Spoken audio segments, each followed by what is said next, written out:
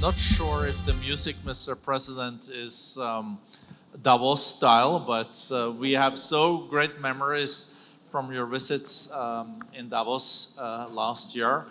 I really enjoyed our dialogue there, and thank you so much for your speech today. As you can see, there is huge international interest in the Philippines, and we also know that Secretary Raimondo was visiting you last week with a big business delegation from the US. We are here today with the distinguished delegation, and also thank you to all our friends in the Philippines for making this happening. And this afternoon, I think you're receiving Secretary Blinken. So I think all this interest also shows that there is a lot of trust in your leadership, but also in the economic performance of the Philippines. We are expecting also very strong growth this year in the Philippines, but even more important, we do think that there is just a question of time before the Philippines is a $2 trillion economy and moves to the 18th largest economy in the world and then to the 12th. What do you think, Mr. President, are the most important measures to take in the coming year to make sure that you reach the goal of 2 trillion and that you become even a stronger economy globally? Well, in our view, and it has been, we have been consistent in that we feel that we really, at the very, very start of this, is that we have to go back to basics, but not basics as they were before the pandemic, the new basics for the post-pandemic world economy. And we are continuing to do that. When I speak of that, I mean in terms of the food supply and nutrition for our people, the shift from from fossil fuels to renewable fuels, considering that this is done in the context of hoping to increase our power supply and to decrease the costs of that power supply. And of course, after that, after just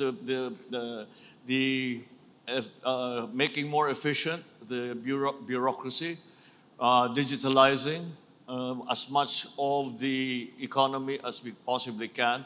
And for that, I speak mostly on the public sector. The private sector has really, by necessity, has had to keep up with the rest of the world in terms of digitalization. Unfortunately, it's the bureaucracy, the government functions that have taken the back seat. And so we are trying to work on that. And we are making good progress as we have, I think it comes from that very early recognition that the digital space is the space of growth. And so we are moving in, continues to move in that direction. So we, having attended to, or continue as we have attended to the basic areas of the economy, then we now move on to the initiatives that we would like to introduce. And those are, what I spoke of in my speech, are the investments that come from private partners, even G2 also, but government-to-government investments are also something that we are hoping to increase. And these investments also must be directed properly. They cannot be just investments that are just perhaps very profitable, but do not really help the economy grow. So growth is still the main aim. I think we grow, the idea is that we grow the economy out of the doldrums of the post-pandemic situation. And so that is absolutely needed, because the truth of the matter is the Philippines does not corner any market in any world market. And therefore, investments are going to be key. But these are, what we speak are, of course, a commitment in the capital investments of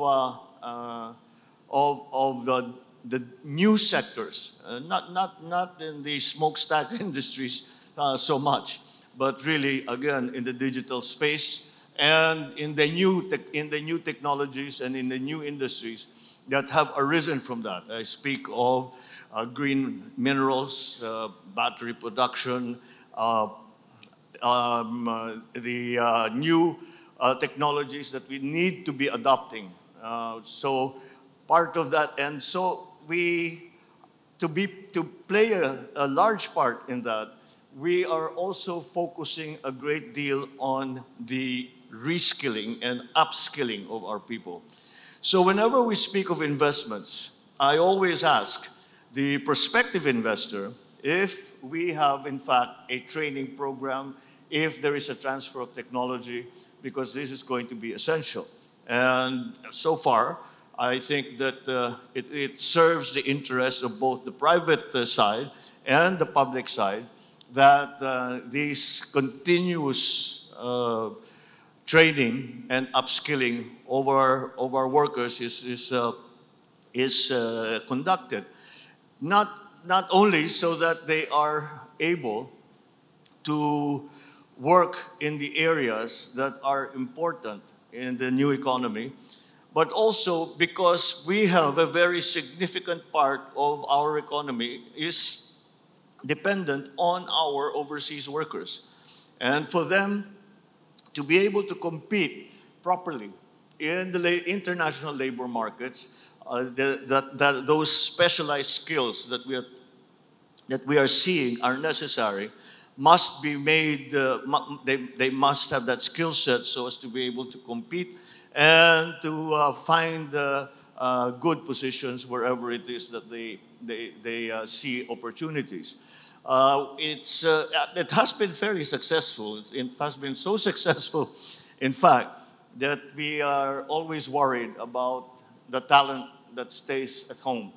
And that's why it even brings more importance and more impetus to our continuing training and development, adoption of the new technologies that are available in the world. And this is just something that technology is moving so quickly.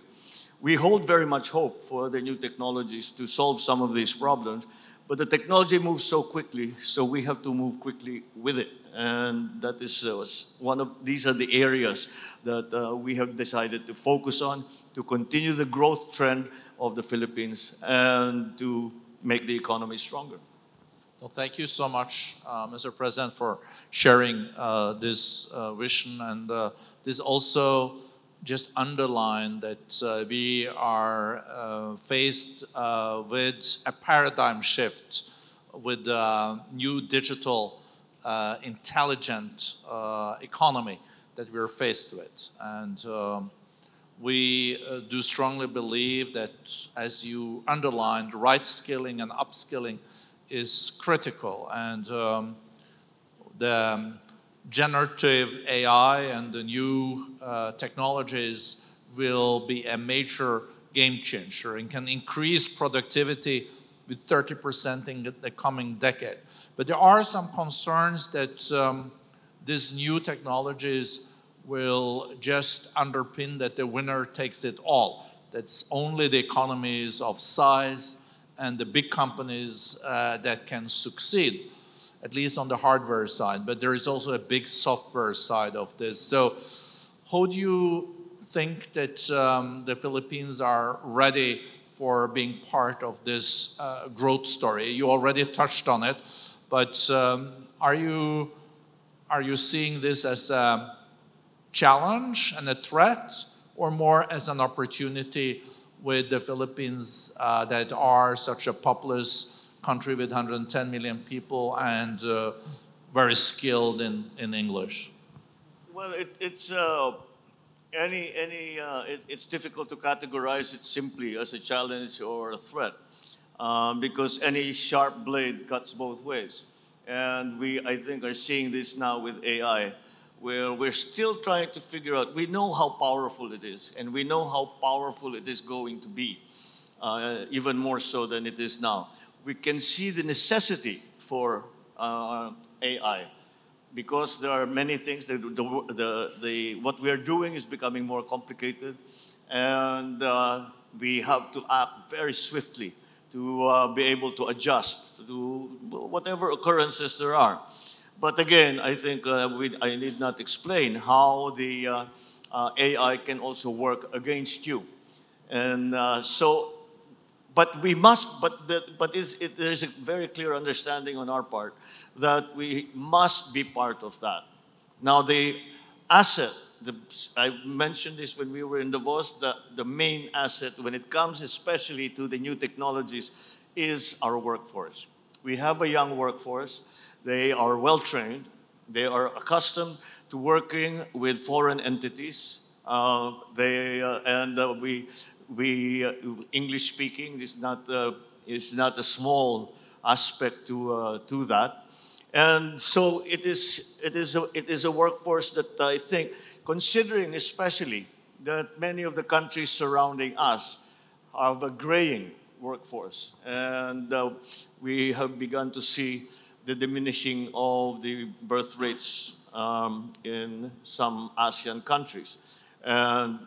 But as I always say, the Philippines is a good Catholic country, so we make sure our birth rates remain healthy. That's it's something that other countries see as a large challenge now, with fertility rate going so dramatically down. So I got your message. We should all listen more to the Pope in that respect. Mr. President, you're also kindly opened up for questions from some of the CEOs. But before doing so, I think we need to also address any elephants in the room. And of course, we already touched on the G2 competition between the US and China, almost half of the global economy. And we are seeing no growth in the global economy, but we are all worried that the geopolitical recession that we're faced with, the geopolitical tension, can influence negatively on growth. Your perspective on that, and of course, you also have a large neighbor in the north that you are handling. Any insight on your strategy to make sure that you can see a win-win situation there and not a lose-lose situation moving forward, but based on, of course, the interest of your country? Well, certainly, doing all of these things that we are talking about in the context of a very volatile geopolitical situation here in the region, in Central Europe, Central and Eastern Europe, with Ukraine and the Middle East. But when I say Middle East, that's where it began, but it has now spread to other parts of the world. That certainly presents an enormous challenge, and the realignment within the great powers for a small country like the Philippines is something that we have to be able to manage, at least for ourselves. We have little influence on what the great powers will do. We do, however, we are able, however, to deal with every power. One of the first expressions of foreign policy that I made was that we are a friend to all and an enemy to none. And the only way that I see we are able to do that is to separate politics and the economy. And we'll see what's good for the economy. And so long as it does not impact poorly upon the political life here in the Philippines, then I think it is an acceptable activity to enter into.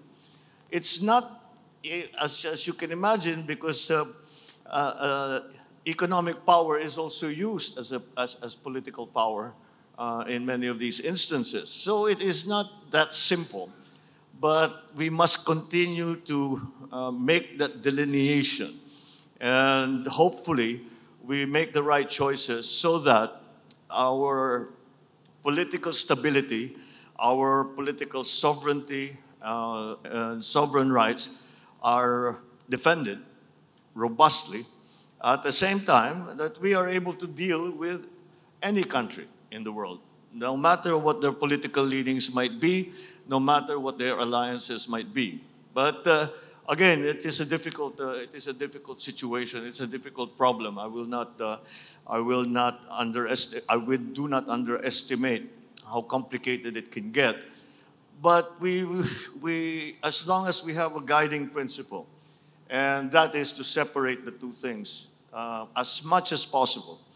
It's not necessarily, it's not a binary solution, but it is something that we need to do if we are going to continue to grow the economy and yet maintain our political stability in the Philippines. No, thank you very much. And thank you also in Davos. You were very candid on this topic, remember? And it created a lot of news on this. So it's very interesting. So now the first I will turn to is Rajeev Kannan, Sumitomo Mitsui Banking Corporation, SMBC. You're very familiar with them. You're over there, Rajeev. You have a mic even, yes? Yeah, thank you, Bernie, and thank you, Your Excellency, Mr. President, for painting the growth story and aspirations for Philippines. As was mentioned, I represent Sumitomo Mitsui Bank from Japan, and we've been in the country since 1975, and last year we completed the largest FDI from Japan into Philippines under your administration. I think I do hope that this is kind of a leading indicator to more investments coming from Japan rather than us leading these FDI league tables from Japan. I think in terms of the renewable sector and sustainable infrastructure sector, that's a key focus for our bank. We have been a global player in this space, and I think I commend your administration on the very positive steps taken, including the introduction of the green lanes, as you mentioned, the simplification of the DOE process, as well as the bidding processes which have been executed, and finally also allowing increased foreign ownerships in terms of the renewable sector. I believe that if we look at the wider region in Asia, which I lead for the bank, I do see Philippines as a very important market for us.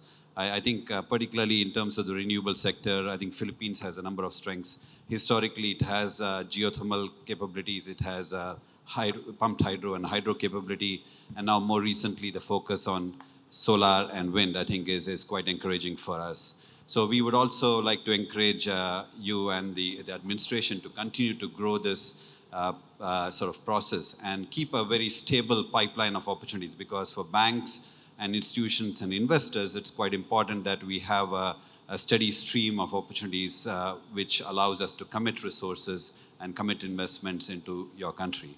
And I think we are quite happy to basically increase our capital allocation, which we've already done when we announced our investment into RCBC Bank in Philippines. Thank you.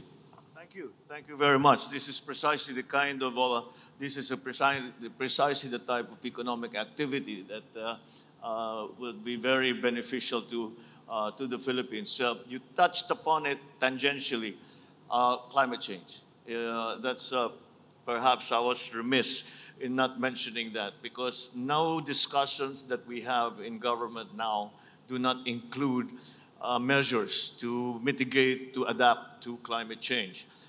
We in the Philippines have once again achieved the dubious distinction of being the most vulnerable country to the effects of climate change. And so that adds another dimension to everything that we do. Because if you will remember in the remarks that I just made, everything, all the development that we talk about is premised on it being sustainable. And that is something that we really are very serious about, because we feel the effects. I was on my way here, we were all remarking on the fact that it's raining a little bit. And this is strange because we are in the middle of a drought. Beyond that, for example, here in the northern part of the country right now, we are suffering a drought. And the agricultural cost to that drought has already reached the billions of pesos. We have been able to prepare for it to a certain extent, but nonetheless, that is a problem. So that is a situation in the northern part of the country. In the southern part of the country, we're suffering floods. And these strange weather patterns are things that we are not used to. We are used to typhoons. We are used to the typhoon season coming in at a certain time of year, passing. The route of the typhoon is generally well known. And at the local level, we know how to prepare. But since, I would say, since Yolanda or Haiyan, everything has changed. And so we need to be fairly quick on our feet when we try to analyze what is going to happen. What the scientists have been telling us for many, many years now is happening. It is not imminent. It is here. And that is one of the greatest challenges that the Philippines faces. And we are expending a great many resources and a good deal of energy to try and make sure. Of course, you can imagine agriculture is the one that is the area that is most affected, and that is a critical area. So when you look at our financial numbers, you have to isolate the shocks that are hitting the economy and remove agriculture to be able to understand clearly what is happening to the economy. Because what is happening to agriculture are shocks that are completely out of control. They are nonetheless real and have to be attended to and have to be dealt with. So the shift from fossil fuels to renewables is something that takes up a great deal of our thinking, and that is why many of the investments that we are hoping to attract are in that area, in renewables. Well, thank you so much for underlining that. And you know, a few years ago, we used to say that we're dealing with the climate change due to the next generation and our grandchildren. But what you're saying now, President, I think you're so right, is happening now and here, the climate change. And we're seeing that the price of inaction far exceeds the price of action. But we're also touched on the digital economies. I think it would be good to have someone on this. I think Jackie Wang, Google, where are you, Jackie? I think you have a comment or a question also to the President. He already spoke a lot about the digital as an opportunity and no more digital divide. Hello, Mr. President. Thank you so much for that speech. My name is Jackie. I'm the country manager for Google Philippines here. So you mentioned and you speak a lot of digitization. And from a Google perspective, when we look at our digital economy report, our report reflects a lot of what you mentioned about the growth potential and the amazing growth that we've seen in Philippines. In Philippines in 2023, the digital economy is as big as $23 billion in gross merchandising value, and that's a compound CAGR growth of 16%. You also mentioned the importance of digitization around upskilling and reskilling. My question for you is, what do you see is the biggest challenge when it comes to digitization, and how companies like Google, from the private sector, many of us in this room, how can we help in this digitization journey to help make a digital Philippines? Well, we are still at the level where we're worried about connectivity. And we're working very hard because being an island nation, that becomes a real factor. That becomes a real challenge. And to start with was with government. When we first came into office, we conducted a survey and on what are the consumers' habits when it comes to the use of the internet.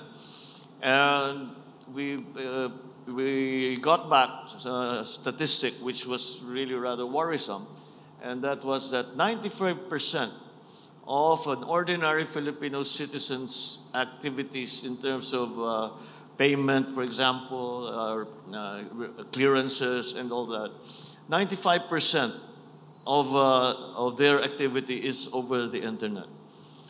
The last 5% was government.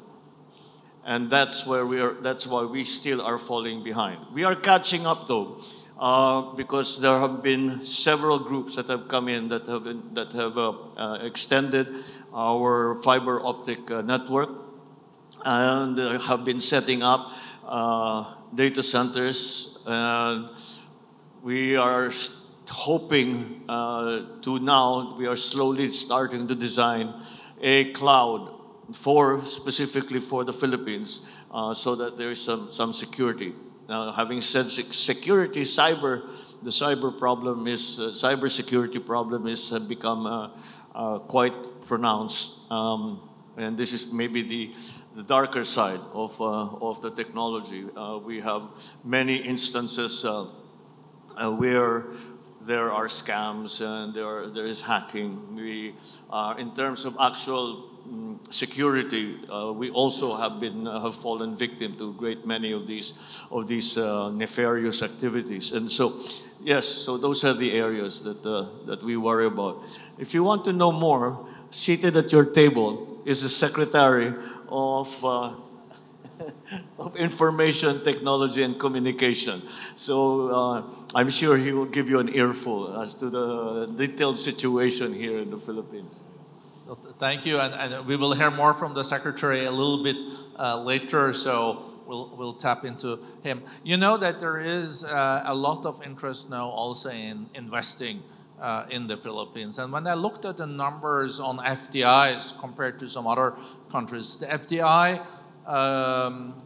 being invested into the Philippines are still a bit lower than in some neighboring countries. And I was thinking, Prashant Kumar, you're with KKR, KKR being one of the largest then private equity companies in the world. What will it take, and maybe you have a separate question to the President too, but if you in 15 seconds can say what it will take to get even more FDIs into the Philippines, it would be good, and maybe a question to the President. Thank you, Borge. Mr. President, a privilege to be here with you. We have been investing in Philippines for the last several years, invested with many partners, in a company called Grow Sari, which is enabling sari stores with Lance, with Manny Pangilinan in Metro Pacific hospitals, in Maya, to your point about digitalization, creating a digital bank and payments access for many underbanked consumers, as well as in infrastructure in Pinnacle Towers, Frontier, which is creating telecom towers around the country and in generations. So thank you for all of your leadership and your administration's leadership in enabling investors like us to come in and invest here. One of the points that I wanted to highlight is it'll be great for the country to really showcase success stories of investments in the country around the world. I think a lot of people would benefit from hearing more about the changes that you and your administration have made, which are really enabling investments across digitalization and infrastructure, specifically in climate, as going forward. And that's one thing which many investors around the world are less familiar about, the things that have changed. So my request would be to just really showcase some of the changes and opportunities that the country is creating.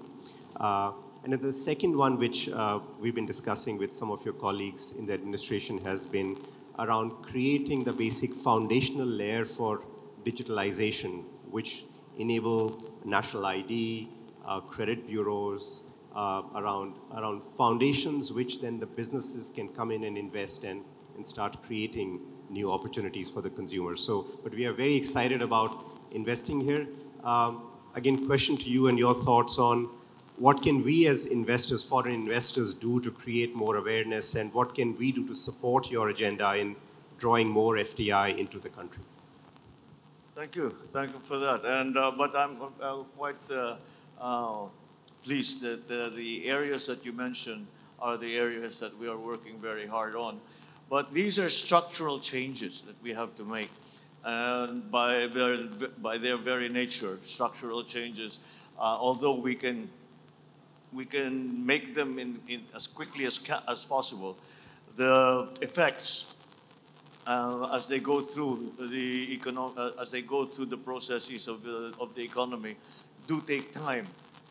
And so we have, I think, properly identified the areas that need work. And some of those have already been, in terms of legislation, for example, some of those obsolete, shall we say, legislation has now been amended to be more open. We've really, there are two elements to what we have tried to do. Number one is the recognition of the private sector as a full partner in the development of the economy. And second is to open the economy and to bring more, the foreign investments in. But not foreign investments just because they're foreign investments. Foreign investments in the areas that we feel need more work. And that is why I'm pleased that the areas that you mentioned are things that we have been looking at and have started to make the necessary changes, necessary structural changes. People in Davos, we were talking about recovery. I speak of transformation. I no longer speak about recovery. We have to transform the economy, and we have to transform the way we do business. We have to transform the way we think in many ways. And that's what we are hoping to try and do. Again, my confidence really comes from the fact of the workforce that I have such great faith in. Because they have the record of the Philippine workforce here and abroad, especially abroad, has been rather good. And that's why I know that Filipinos can, in fact, do the job. And it's just a question of us, together with private sector partners, training them and getting those skill sets making those skill sets available to them, putting up programs to make them, to certify them in whatever specific skills are necessary. So, again, it is. I suppose maybe it's a bit of a selective process in terms of the FDI coming into the country, but any additional activity, of course, is welcome. But of course, we focus as well on specific areas. We talk about agriculture. We talk about mineral processing. We talk about battery production. We talk about renewables, the renewable shift. We talk about digitalization. These are the areas that we feel need focus. And I have to say that the potential investors or the present investors who would like to expand their operations and potential investors who have yet to come to the Philippines have actually responded in those particular areas. And so I think that we are headed down the right path. It's still nip and tuck a little bit as we go along, but I think overall I'm confident that we have made the right choices. Well, thank you very much, Mr. President. With your permission, maybe I can take one more, and then from a successful Filipino, because we're now heard from the international community, but we knew and know from the delegation you brought with you in Davos a year ago, there's so much also strong businesses here in the Philippines, and maybe it's hard to then make a choice, but I see Ramon Ang from San Miguel sitting over there. He is very eloquent, as you know. So I'm thinking, Ramon, the Philippines economy is growing fast, and I guess you're optimistic about the future. Any questions to the President? First of all, I would like to thank the President and Borge for this opportunity. I'd like to share with our guest today about the questions when I was in Davos 2 years ago. You know, in that conference, people are saying Philippines is not competitive because our power rates are so expensive and our fuel prices are so expensive in this country. But the truth is, Philippines, if you compare it apple to apple, actual cost of power and fuel is the lowest in Asia, except Philippine government imposed excise tax and VAT. And of course, plus all other countries around the region are subsidizing their fuel and power. But of course, that cannot last forever. Like our neighboring country, Malaysia, is subsidizing $20 billion a year. And Philippines, being a modern country, tama ba yan, sir? Modern. And market force. Philippines practice market force. So in this country, we don't subsidize and we impose taxes. So, and also I'd like to share with our guests here today, do you know that Philippines is one of the earliest to develop geothermal power? Our first geothermal power was built in 1977. And today, our geothermal is 2,000 megawatt. And Philippines is also one of the first in Asia to build nuclear power plant in 1976. And also, we operated discovered our Malampaya natural gas early on in 1980s. So, Philippines, by the way, also solar. I was talking to my colleague here. Solar was first built in the Philippines in 1980, way ahead of everybody in Asia. So Philippines is very, very advanced during the 60s, 70s, and 80s. And the unfortunate event of military takeover stopped everything. And now we are trying to catch up thanks to our beloved president. Thank you po. Thank you. Thank you, Ramon. Well, he has the SMC, San Miguel has really been a very large part. Sabina Boitis is smiling. Maybe he has different figures from Ramon in terms of the power generation. We'll get into that. We'll talk about that. We can give him the floor too, to keep the balance. But yes, SMC has become. We just signed with them. They formed a consortium to improve our airport, which has been adjudged as being one of the worst airports for many years. So we're about to change that. That's part of the physical connectivity we talked about, but also because of tourism. Tourism is the contribution of tourism to the economy is a significant number. So we're hoping to continue that. So.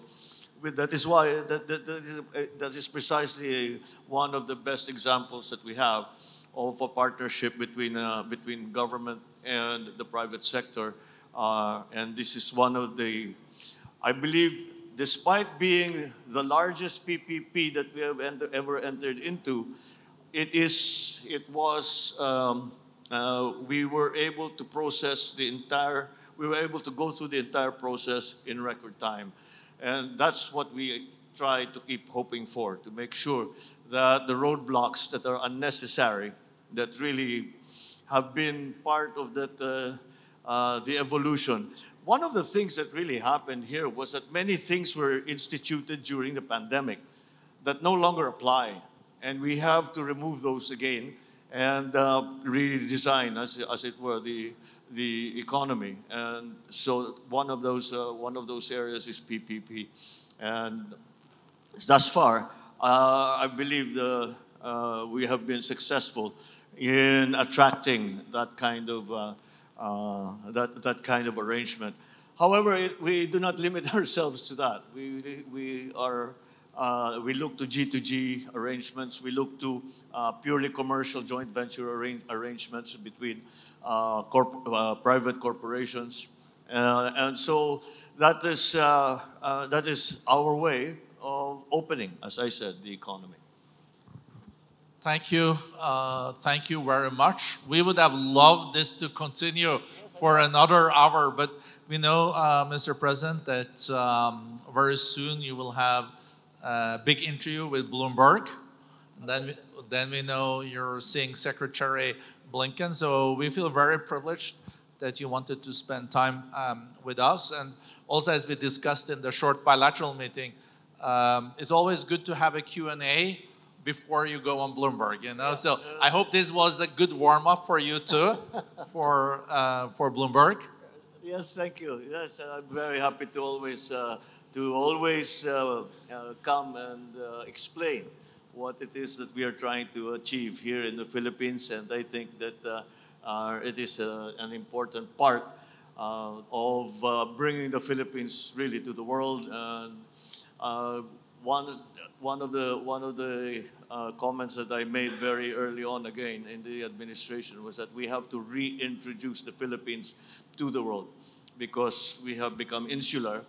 The pandemic played a huge part in that phenomenon. So that is what I think that we have met with some success. So thank you for these opportunities such as this. I am glad to be able to explain and to give an idea to all our partners and prospective partners, give an idea on the investment terrain in the Philippines. So thank you for the opportunity. Thank you so much, Mr. President, and thank you for not only explaining it, but explaining it in such a convincing way, and also in such a warm way, as we saw in Davos. Your session was one of the most popular ones, and so many downloaded also it virtually after. And we do hope, though, that we can see you back in Davos in 2025. Well, we'll say that as long as it's all for me, it's all scheduling. Yeah. I would love to go back to Davos and I take that for a yes. See how far we've come since the first meeting. Yeah. No, thank you very much. So what we will do now, the president has agreed also to have a family photo here with the president, and then let's do a big applause and thank you so much, Mr. President. Really enjoy.